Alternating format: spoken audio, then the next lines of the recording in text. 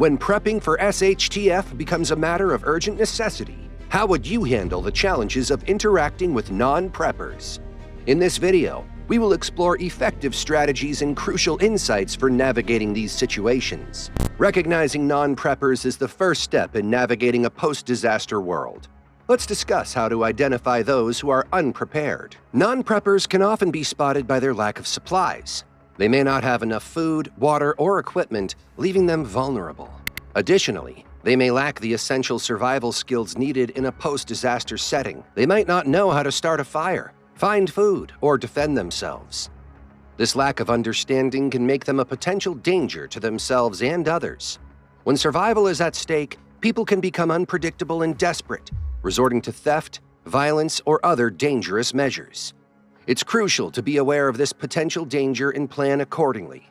Remember, desperate people do desperate things, so caution is key. Now that we've identified non-preppers, let's talk about how to handle them. There are several strategies you can use when encountering non-preppers in a post-apocalyptic world. Each approach has its benefits, and the right choice depends on the specific situation. Remember, your goal is to ensure your own safety and survival. Firstly, there's avoidance. This is often the simplest and safest strategy. Remember, non-preppers can be unpredictable and desperate. They may lack the skills or supplies to survive, which could make them a potential threat. By staying out of their way, you minimize the risk of conflict and ensure your resources aren't compromised. However, avoidance isn't always possible. In such cases, negotiation can be valuable. If a non-prepper is seeking help or resources, it might be possible to strike a deal that benefits both parties.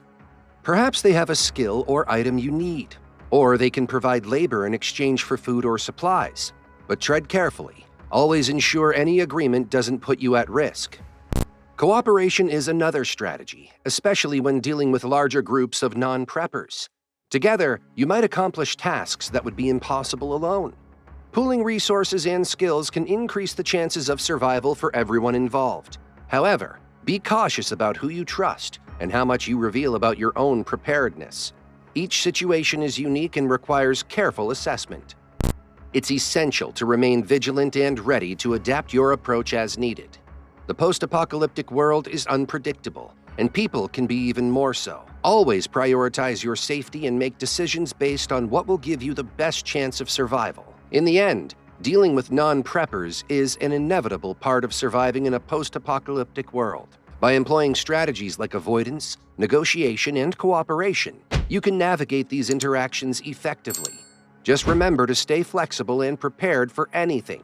Managing your interactions with non-preppers could mean the difference between life and death in a world turned upside down. Now that we've discussed how to go about dealing with non-preppers on a surface level, let's reveal the 15 mistakes you should avoid as a prepper when dealing with non-preppers. Number 15. Being judgmental. In a post-apocalyptic world, you might be tempted to judge non-preppers harshly for their lack of preparation.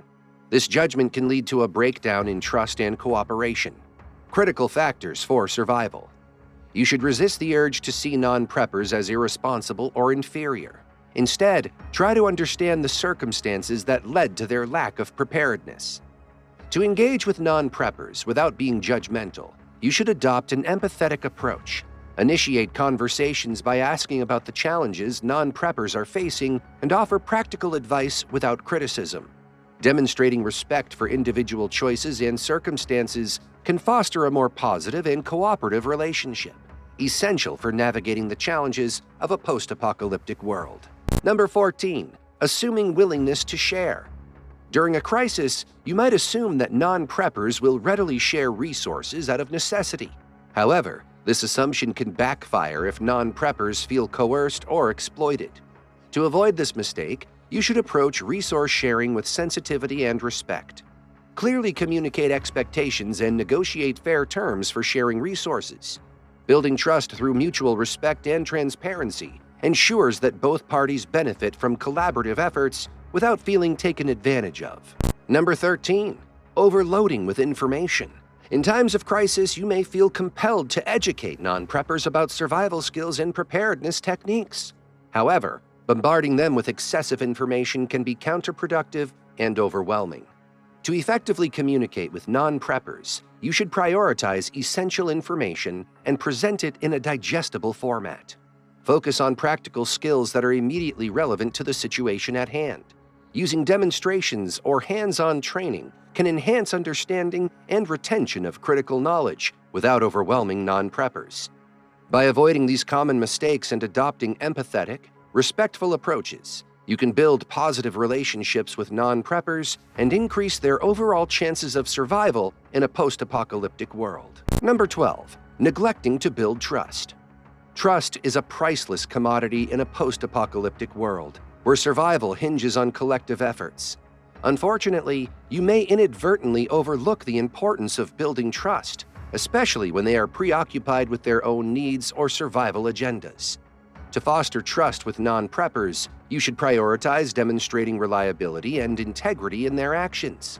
This means following through on commitments, being transparent in dealings, and consistently prioritizing the well-being of the community over individual interests. Number 11. Pressuring or criticizing. In times of heightened stress and uncertainty, you might resort to pressuring or criticizing non-preppers for what they perceive as shortcomings in preparedness. However, this approach can backfire by fostering resentment and undermining collaborative efforts essential for survival. To sidestep this pitfall, you should adopt a supportive and encouraging attitude towards non-preppers.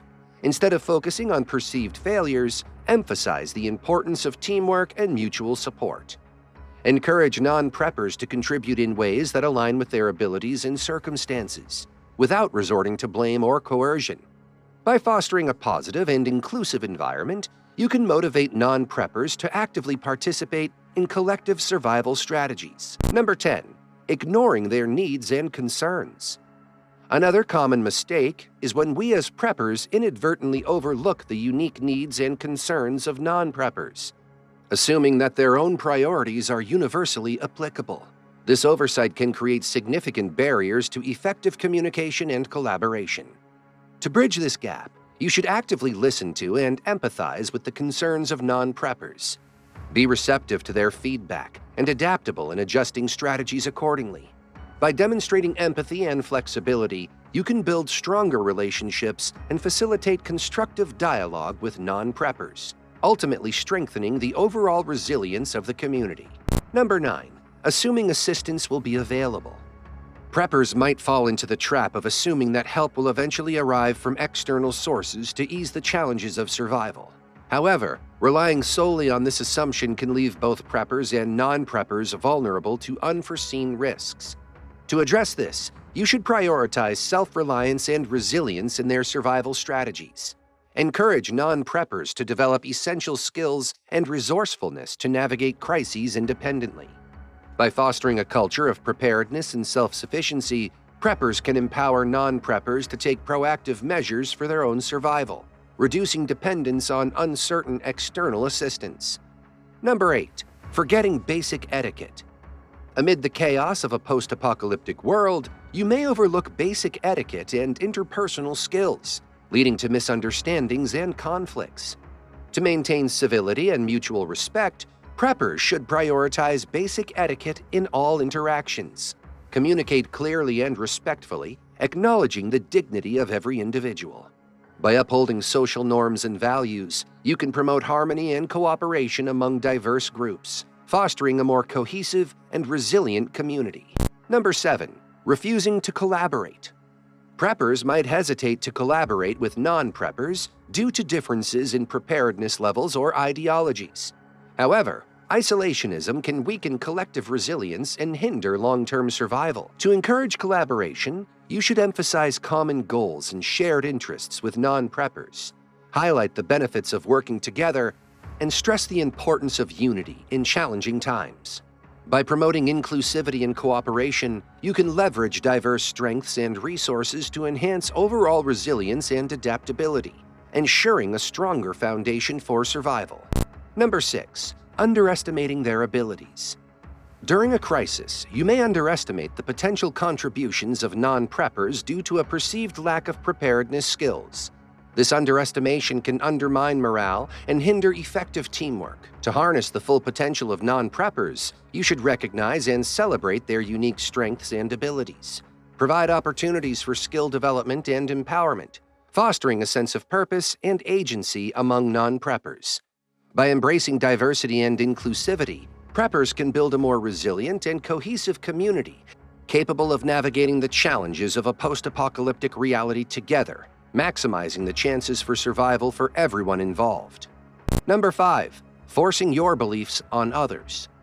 It's crucial for us as preppers to respect diverse perspectives and avoid imposing their preparedness beliefs on non-preppers.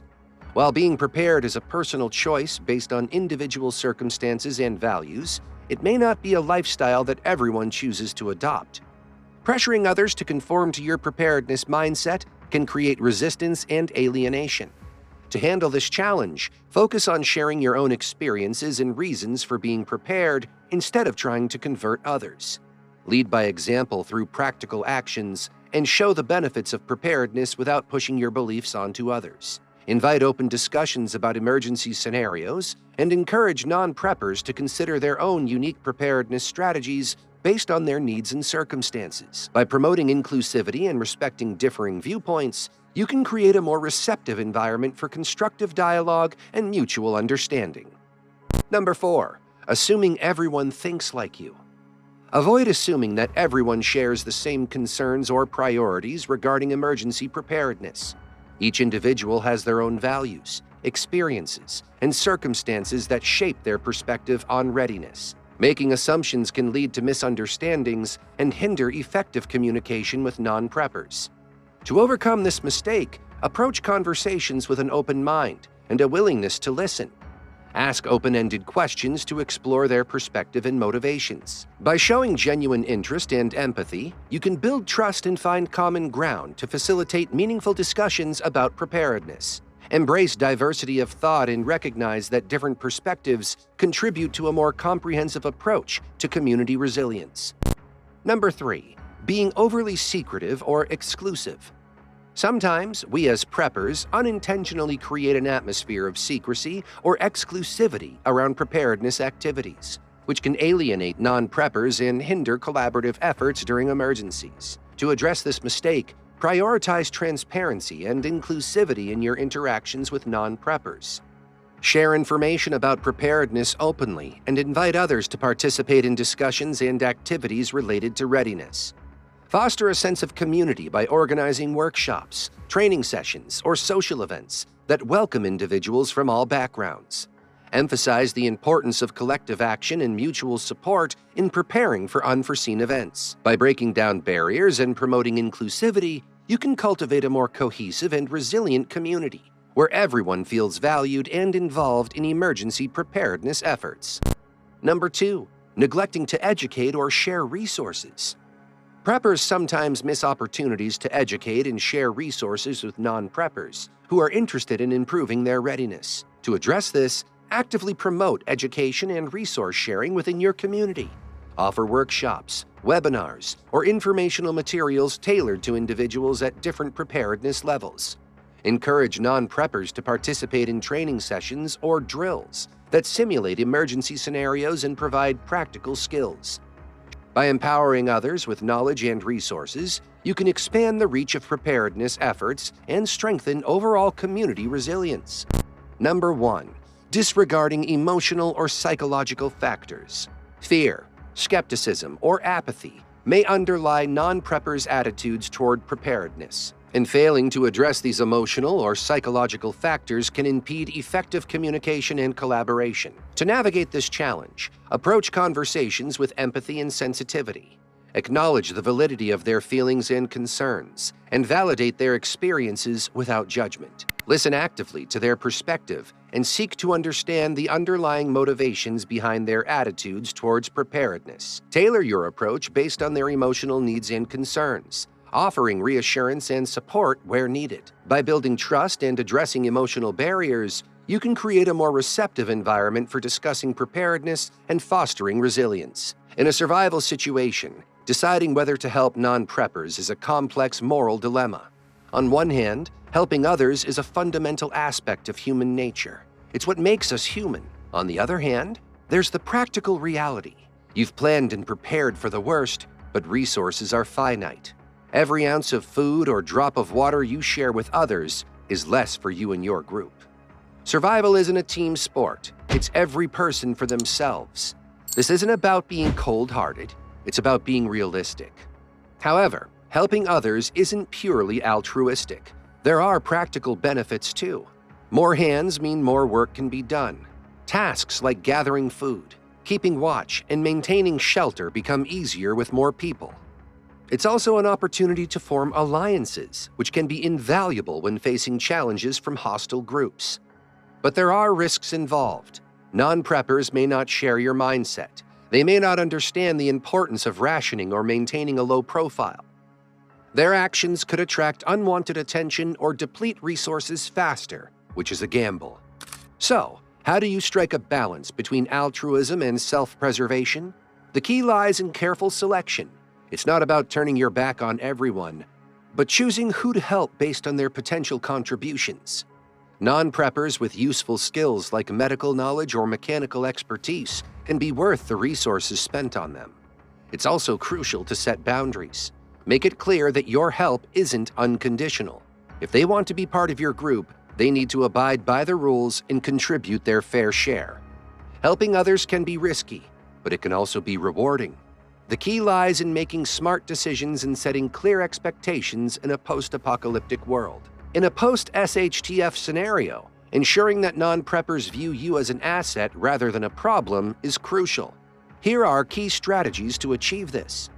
Make sure that you are more valuable alive than dead to the people you choose to help.